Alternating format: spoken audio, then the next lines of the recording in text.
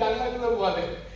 আপনি কথা বলি একদিন একটা একটা বাড়ির পাশ দিয়ে যাওয়ার সময় আমাকে সেই ছোট্ট বাড়িটা ডেকে বললো, এই শোনো শোনো, ওরা না বলা বলি করছে কাল আমাকে না ভেঙে ফেলবে।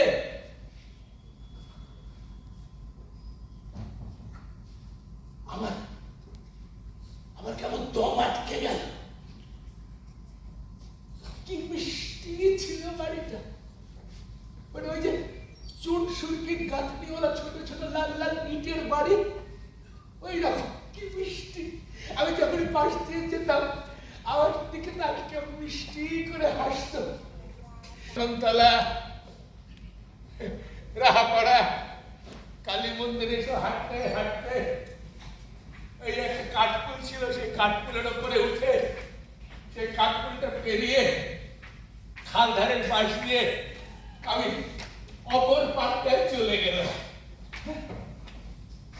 এই দিনটা না কেমন যেন গ্রাম গ্রাম, এই মাগল মাঠ, পুকুর, ভেড়ি, ওই কচু বন, পগার, তেঁতুল গাছ।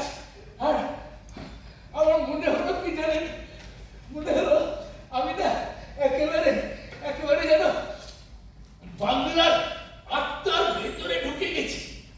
হ্যাঁ, মানে প্রকৃতির এমন জোর, সেটা আমার মতো একটা হাফ শহরের ছেলেকে একেবারে যেন পুরো গ্রাস করে নিল। আমার এত ভালো লাগছিল ওই গ্রামের মধ্যে বসে, এত ভালো। কেমন ভালো জানেন, ওই যে আমাদের এই শীতলা মন্দিরের পাশের রাস্তায় যে বাচ্চা মেয়েটা থাকে, তার ভিখিরিনী মায়ের সঙ্গে হঠাৎ একদিন দেখি সেই মেয়েটা না হাসছে ছেলে হয়ে ওই পগার, ওই মাগার, ভেড়ি, ওই পুকুর মাঠ পেরিয়ে গুনগুন করে হাঁটছি। আর হঠাৎ না একটা অ্যাডভেঞ্চার হলো। হ্যাঁ, অ্যাডভেঞ্চার কি হলো আমি বলছি। 30 বছর আগে একটা অ্যাডভেঞ্চার।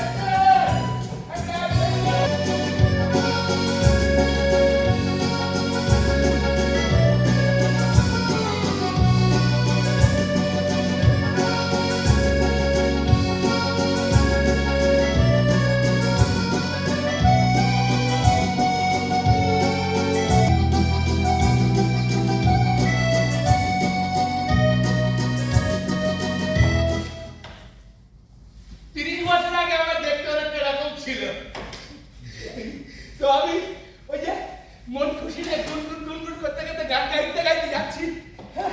আর হঠাৎ দেখি এই কাঠপুরের ওপরে একটি মেয়ে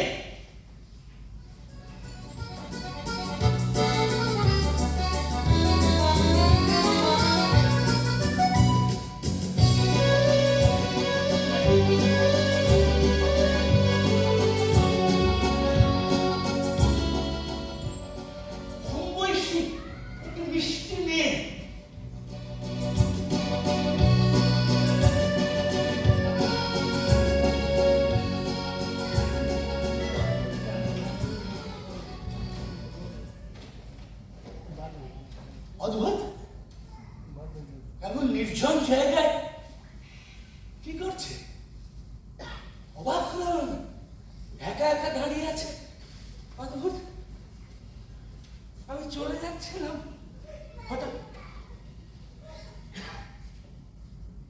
হঠাৎ শুনি কেমন ফুপিয়ে খাচ্ছে। হ্যাঁ, আমার ভেতরটা কেমন করে উঠলো।